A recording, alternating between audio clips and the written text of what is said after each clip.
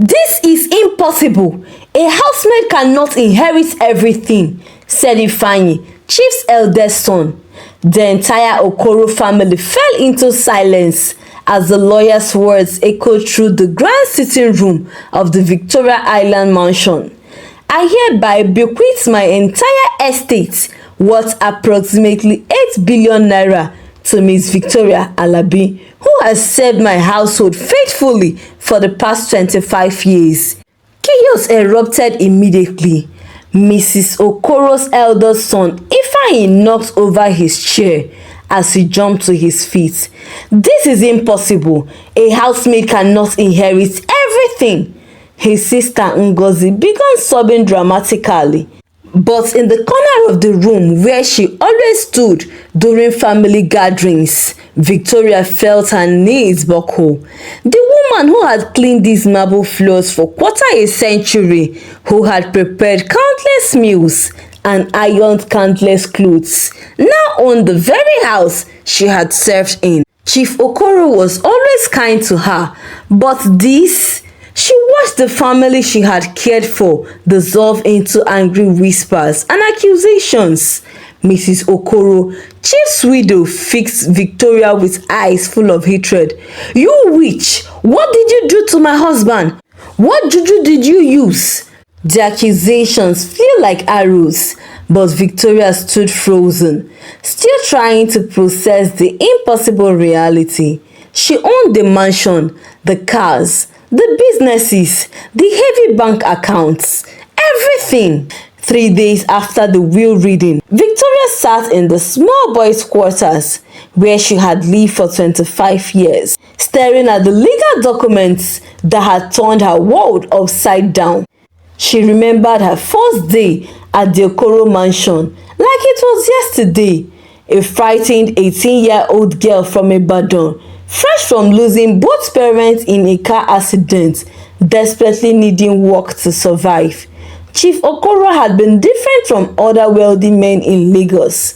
While his wife treated the domestic staff like invisible furniture, Chief always greeted Victoria by name, asked about her health, and respected her quiet dignity.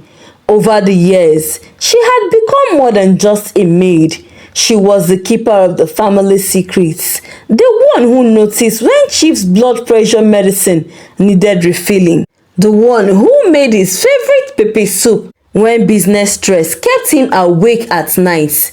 She had watched his children grow up, celebrated their achievements silently from the kitchen, and grieved with them when Chief lost his eldest daughter in London.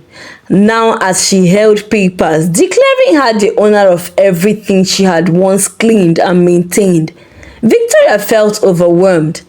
The Chief's lawyer, Mr. Deleke, had explained that she needed to sign certain documents to formally accept the inheritance, but the Okoro family was already mobilizing. Through her small window, she could see expensive cars coming in and going, relatives, lawyers, and business associates all plotting to contest the will. They had 48 hours to decide, accept the inheritance and fight for what Chief wanted her to have, or walk away from the only home she had known for over 2 decades. The choice seemed impossible, but deep in her heart, she knew Chief had his reasons. Mrs. Okoro paced the length of her bedroom like a caged lioness, her gold jewelries dangling from each step. "That girl has been planning this for years. She must have seduced my husband or used some village witchcraft." She threw a crystal vase at the wall, watching it shatter like her dreams of inherited wealth. Her children sat on the king-size bed, equally furious but more calculating in their approach. Ifeanyi, the eldest, at 35, was already on his phone with the Lagos' most expensive lawyers. As a businessman himself, he understood the legal implications better than his dramatic mother.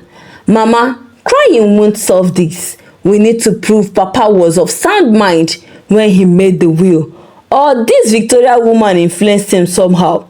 Ngozi nodded vigorously, wiping fake tears with a designer handkerchief.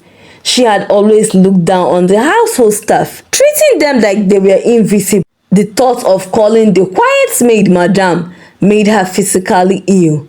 The family had already begun spreading rumors throughout their social circles in Victoria Island and Ikoyi. By evening, the story had reached every important family in Lagos. The Okoro's housemaid had somehow manipulated the late chief into leaving her everything. Phone calls poured in from friends offering sympathy and legal advice. But what enraged Mrs. Okoro most was not just losing the money, it was the humiliation. How could she face the women at her exclusive club? How could she explain to her friends that a common housemaid now owned more than most of them? The family's reputation, built over decades, felt like it was crumbling. They had 48 hours to find a way to contest the will before it became legally binding. That night, alone in her quarters, Victoria found herself remembering moments that now made perfect sense. She recalled the evening 3 years ago when Chief Okoro had called her into his study, the same study where family meetings and important business decisions were made. She had been terrified, thinking she was in trouble, but instead, he asked her to sit down and offered her tea. "Victoria," he said, "you have been more loyal to this family than my own blood. You have watched over us, cared for us, and never asked for anything beyond your salary." She had been confused by his serious tone, but he continued, "I want you to know that your loyalty has not gone unnoticed. There are people in this world who measure wealth by money, and others who measure it by character. You are rich in ways my children may never understand." Now she understood why he had insisted on paying for her night school education, why he had made sure she learned to read and write properly, why he had even taught her basic computer skills. The family had mocked these gestures, saying he was wasting money on the help. But Chief Okoro had been preparing her for something bigger. She remembered another conversation from last year when he was seriously sick and said, "Victoria, if something ever happens to me, remember that you deserve respect and dignity. Don't let anyone convince you otherwise." As she sat surrounded by legal documents she was still learning to fully understand, Victoria realized that Chief's final gift wasn't just money. It was a chance at life, a life she had never dared to dream of.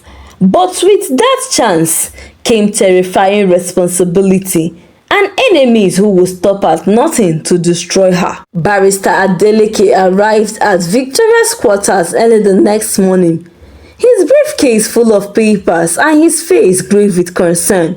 As Chief Okoro's longtime lawyer and friend, he had expected the family's reaction, but the speed and viciousness of the legal response had surprised even him. "They filed 3 separate challenges to the will yesterday evening," he explained. "They are claiming undue influence, mental incapacity, and even suggesting you use supernatural means. The accusations would have been laughable if they weren't so dangerous. In Nigeria's legal system, contesting a will could take years, and during that time, all assets would be frozen. Victoria wouldn't be able to access the money needed to defend herself, while Okoro family had their own resource to fund expensive lawyers." "But there is something else you should know," Barrister Adeleke continued, pulling out a sealed envelope. "Chief Okoro gave this letter to me to give you if the family contested the will. He was a very wise man. He knew this day would come." With trembling fingers, Victoria broke the seal and unfolded the letter written in Chief Okoro's familiar handwriting. As she read his words, tears rolled down her cheeks. He explained his decision, documented her years of faithful services, and most importantly, he had prepared evidence to defend his choice. Bank records showing regular bonuses he had given her over the years, building up a paper trail of his appreciation. Medical records proves his sound mental health right up until his death, and most powerful of them all, he had written detailed accounts of her character, her sacrifices, and her unwavering loyalty to his family. He knew they will fight this, Victoria whispered. He knew, and he prepared for it. The battle ahead would be fierce, but for the first time, after the will reading, she felt something other than fear. She felt the strength of a man's final wish supporting her. News of the inheritance spread through Lagos like harmattan dust. Victoria's elderly aunt, Mama Ayo, heard the news on the radio and immediately began praising God. I always knew that girl had something special about her, she told anyone who would listen. She always sent money for the church and always helped when someone was sick. But the reactions were far from uniformly positive. At the Lekki market, where Victoria shopped the family's groceries for decades, some of the traders whispered suspiciously, "How can a house help, ordinary housemaid, inherit billions? She must have used jazz," muttered one woman, while others defended her character. The story became Lagos gossip gold. Some versions painted Victoria as a cunning seductress who had bewitched the old man, while others portrayed her as a faithful servant, finally receiving reward for her dedication. The Nigerian media picked up the story with sensational headlines. Maid inherits 8 billion. Witchcraft or reward? Television talk shows debated the case, with some hosts suggesting that Chief Okoro had been manipulated, while others praised him for recognizing true loyalty. Social media exploded with opinions, memes, and hot takes about class, loyalty, and justice in Nigerian society. At the local Anglican church, where Victoria worshipped for 25 years, the congregation was divided. Some members who had barely acknowledged her existence suddenly wanted to be her best friends, while others whispered that she must have done something shameful to earn such wealth. Pastor Williams, who had known Victoria's character for years, defended her from the pulpit. "Before you judge this sister, let us examine our own hearts. Are we angry because she was rewarded or because we wish it was us?" 6 weeks after the legal battle began, Mr. Adeleke called Victoria with news that made her heart race. "The court has dismissed their claim of mental incapacity," he said. Chief Okoro's medical records were too clear. He was of completely sound mind when he made the will. The judge said the family's evidence was based on emotion, not facts. The first victory sent shockwaves through the Okoro's family. Mrs. Okoro had been so confident that her husband's decision would be overturned that she already started making plans to redecorate the mansion and sell some of the cars. Now, faced with the possibility that Victoria might actually keep the inheritance, her anger transformed into something more dangerous. Ifeanyi immediately called an emergency family meeting that same evening. "We underestimated her," he admitted grudgingly. "Papa clearly planned this carefully. We are not finished. We still have the undue influence claim. I have investigators looking into her background. There must be something we can use." The family's legal team, costing them thousands of naira daily, assured them that the battle was far from over. For Victoria, the victory felt bittersweet. While she was relieved that the court had recognized Chief Okoro's mental soundness, she knew the war was far from won. The undue influence claim would be harder to fight because it relied on interpretation rather than clear facts. Had her years of kindness and service been appropriate, or had she somehow manipulated a lonely old man? The question would soonest be dissected in courts, with every conversation, every gesture, every moment of care scrutinized for signs of manipulation. That night, Victoria knelt beside her bed, God, please give me strength to win the legal battle.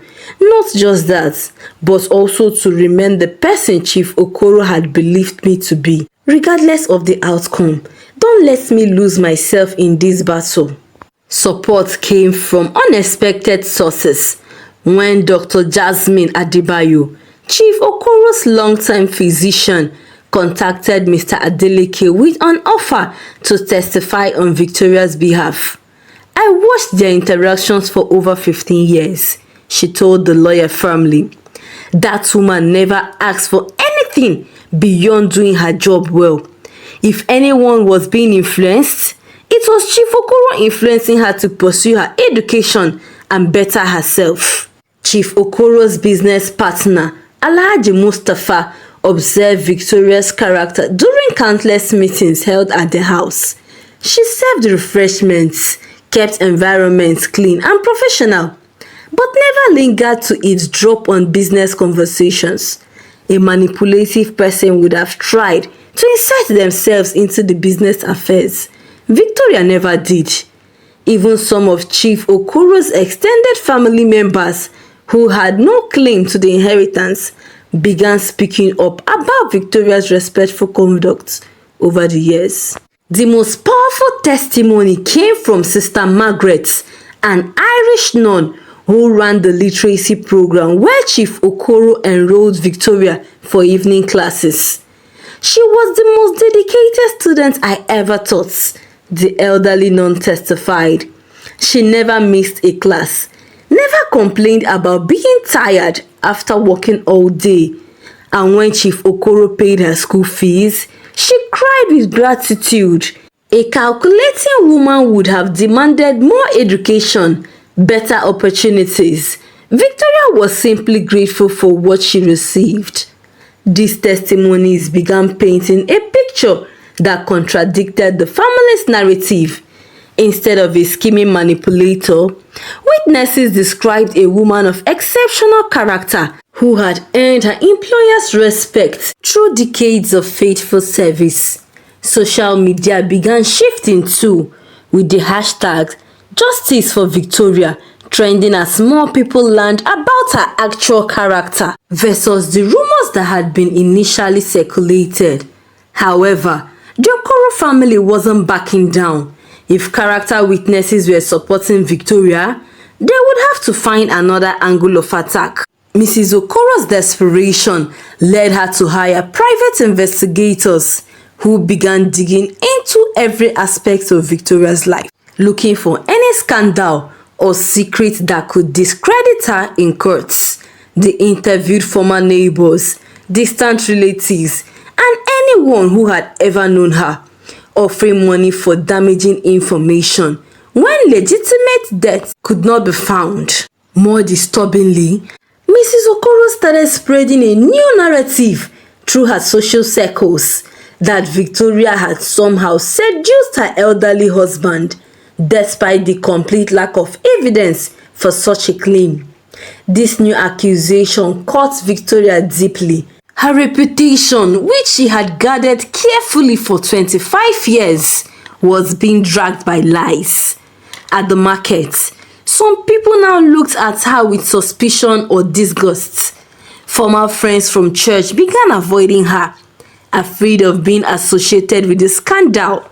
The emotional toll was becoming as heavy as the legal pressure. The situation worsened when anonymous flyers began appearing around Lagos, filled with malicious lies about Victoria's character and wild theories about how she bewitched Chief Okoro. Someone was spending serious money just to destroy her reputation, and the anonymous nature of the attack made it impossible to fight directly.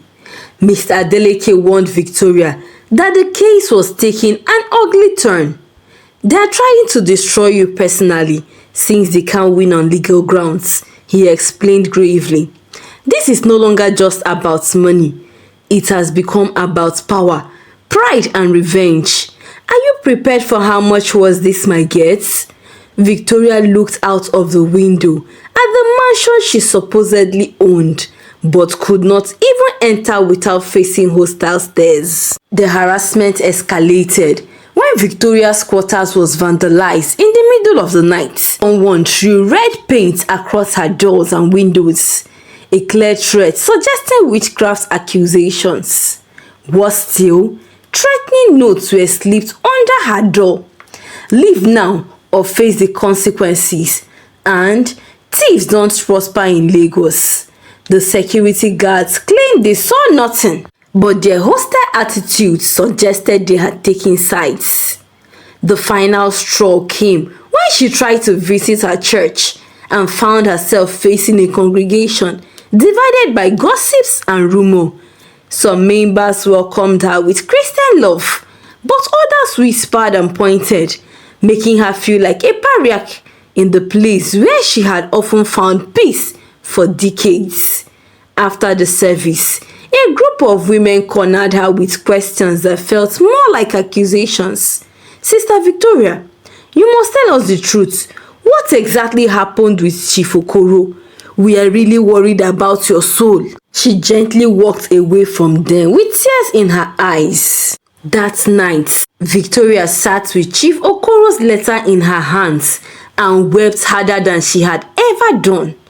The man who had shown her kindness was gone, replaced by a legal battle that was consuming her life and destroying her reputation. She had never asked for billions of naira. She had only asked for dignity and respect.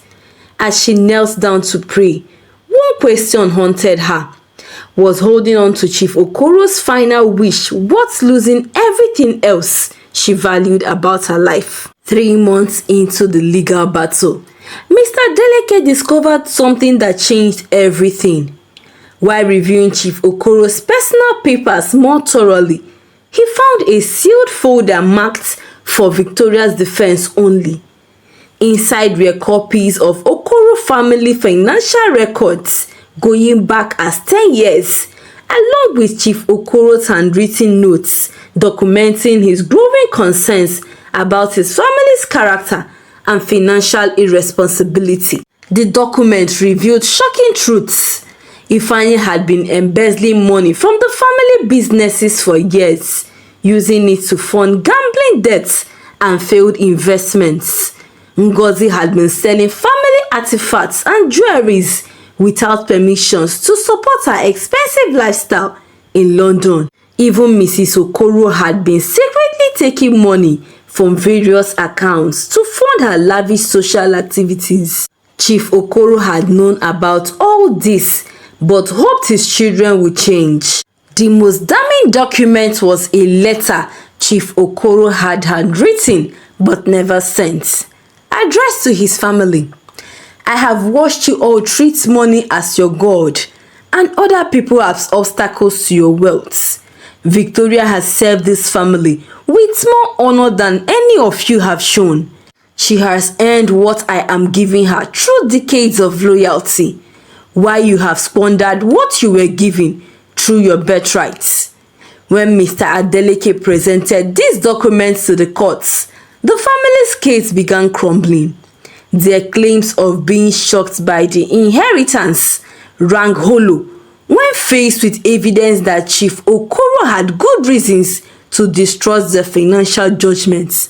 The judge, clearly disturbed by the evidence of the family's financial misconduct, asked pointed questions about their moral standing to contest a will based on character concerns. The revelation sent shockwaves through Lagos society. The same people who had whispered about Victoria's supposed manipulation now gossiped about the Okoro family's financial scandal. Social media exploded with new hashtags, hashtag Okoro family scandal and hashtag Chief Okoro knew. Suddenly, the narrative shifted from a suspicious inheritance to a wise man's final act of justice. Faced with exposure of the financial misconducts, the Okoro family made their most desperate move yet. Mrs. Okoro, against the advice of her lawyers, decided to take the witness stand personally to contest the will. Her testimony intended to paint Victoria as a manipulator. Instead, reviewed the family's entitled attitude and their complete lack of gratitude for Victoria's years of service. Under cross-examination, Mrs. Okoro's true character emerged. When asked about Victoria's specific contribution to the household, she couldn't remember basic details about the woman who had served the family for 25 years. She was just the maid, Mrs. Okoro said dismissively, not realizing how her words sounded to the courts. I don't pay attention to what helps does. That is why we pay them, isn't it? The lawyer pressed further. Mrs. Okoro, are you aware that Mrs. Victoria worked 7 days a week for 25 years, often staying up late when you entertained guests and never took a real vacation? Mrs. Okoro's response was devastating to her own case. That's what maids do, isn't it? If she didn't want to work, she could have found another job. The courtroom fell silent at the callous dismissal of decades of dedicated service. When asked of the family's financial problems that Chief Okoro had documented, Mrs. Okoro became defensive and hostile. Her denials rang false when confronted with bank records and receipts. Ifanyi's attempts to explain his business losses and gambling debts only made things worse, especially when it became clear he had been planning to use his inheritance to cover his debts rather than honor his father's legacy. By the end of their testimonies, the Okoro family had destroyed their own case more effectively than any opposing lawyer could have.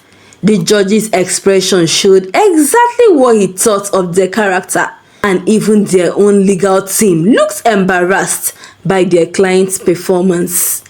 When Victoria finally testified on her own behalf, the contrast with Okoro's family performance was striking. She spoke quietly but clearly about her 25 years of service. Chief Okoro was a kind man who treated me with respect, she testified. He never promised me anything beyond my salary, and I never asked for anything more. When he paid for my education, I was grateful, but I never expected it. When he gave me bonuses at Christmas, I thanked God, but I never demanded them. Her humility and honesty impressed everyone in the courtroom, including the judge. The most powerful moment came when the opposing lawyer tried to suggest she had manipulated Chief Okoro through his loneliness after his daughter's death. Victoria's response was simple but devastating. Sir, when someone is grieving, you don't take advantage of them, you take care of them. That is what decent people do. The lawyer had no response to such fundamental decency. When asked about the inheritance itself, Victoria's answer surprised everyone. Your Honor, I never asked for this money. I worked for Chief Okoro because I needed a job and because he was good to me. If the court decides I shouldn't have this inheritance, I will accept their decision. But I will not let anyone say I was dishonest or manipulative, because that would dishonor Chief Okoro's memory and my character. Judge Adebola delivered his verdict. Representatives from the newspaper, television stations, and online media filled the gallery, along with supporters from both sides. This court finds that Chief Okoro was of sound mind when he made his will, that Miss Alabi exercised no undue influence over his decision, and that his choice to leave the estate to her was based on 25 years of faithful service and demonstrated character. The will is valid and shall be executed as written. This court is disturbed by the systemic campaign to destroy Miss Alabi's representation through rumor, innuendo, and false accusation.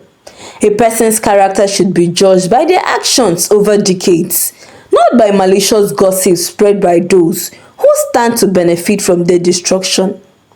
Mrs. Okoro's scream of anguish echoed through the courtroom as she realized she had lost everything. Ifanyi sat in stern silence, finally understanding that his gambling debts will not be covered by an inheritance that would never come. Ngozi sobbed dramatically. Whether from genuine grief or performed outrage, it remains unclear. For Victoria, the moment felt surreal. Moving into the main house felt strange after living in the servants' quarters for so many years. The transition from servants to owner was psychologically difficult. The Okoro family, meanwhile, faced their own challenge. With their financial misconduct exposed publicly, Ifeanyi's business partnerships began dissolving. Ngozi found herself cut off from the London social circles that had defined her identity. Mrs. Okoro, however, was devastated of them all. She discovered that many of her friends had been more interested in her wealth than her company. The family that had once been Lagos royalty now faced social exile and financial ruin. 6 months after winning the court case, Victoria announced her first major charitable initiative, the Chief Okoro Foundation, for domestic workers' education and empowerment. The foundation was to provide literacy classes, job training, and small business loans for household workers throughout Lagos and eventually across Nigeria. Sister Margaret, the Irish nun who had taught Victoria years earlier, agreed to help her with the curriculum. "You are doing exactly what Chief hoped you would do," she told Victoria. "He saw your potential and invested in it. Now you are doing the same for others." The foundation became Victoria's passion project. As the first anniversary of Chief Okoro's passing approached, Victoria reached out to the Okoro family, offering to meet and discuss a possible reconciliation. The family's response was mixed. Ifeanyi, facing continued business failures and legal troubles from his gambling debts, was willing to consider a meeting. Ngozi remained hostile, but was curious about what Victoria might offer. Mrs. Okoro initially refused, but financial pressure from her reduced circumstance eventually forced her to agree. "At least listen." Victoria spoke first. "I know you believe I stole your inheritance, but Chief Okoro was very clear about his reasons. I didn't ask for this wealth, but I have it now, and I want to honor his memory properly." Her proposal was generous: to establish trust fund for Chief Okoro's grandchildren's education, provide financial support for Mrs. Okoro to maintain a comfortable lifestyle, and offer Ifeanyi a management position in one of the businesses if he could prove his reliability and honesty.